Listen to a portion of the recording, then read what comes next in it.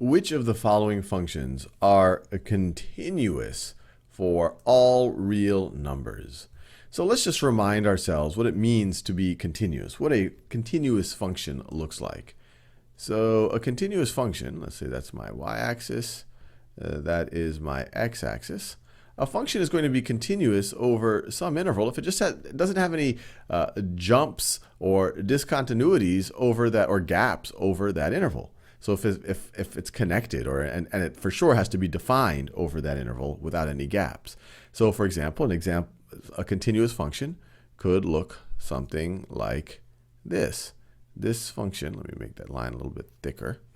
So this function right over here is continuous. It is connected over this interval, the interval that we can see. Now, examples of discontinuous functions over an interval or non-continuous functions, well, they would have gaps of some kind. They could have some type of an asymptotic discontinuity.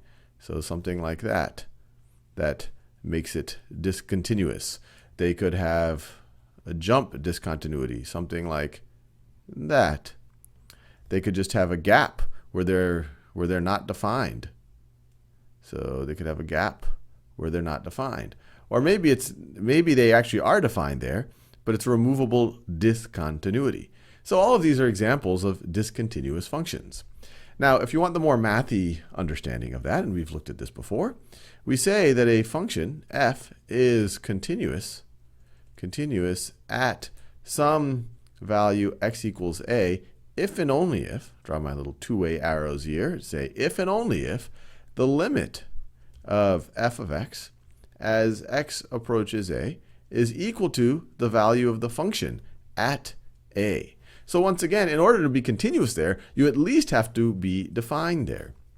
Now when you look at these, the one thing that jumps out at me, in order to be continuous for all real numbers, you have to be defined for all real numbers, and g of x is not defined for all real numbers. It's not defined for negative values of x. And so we would rule this one out. So let's think about f of x equals e to the x. It is defined for all real numbers.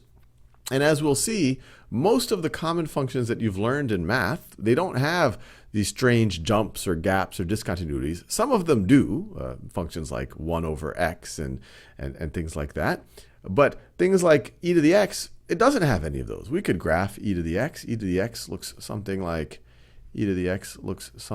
this. It's defined for all real numbers. There's no jumps or gaps of any kind. And so this f of x is continuous for all real numbers, and f only.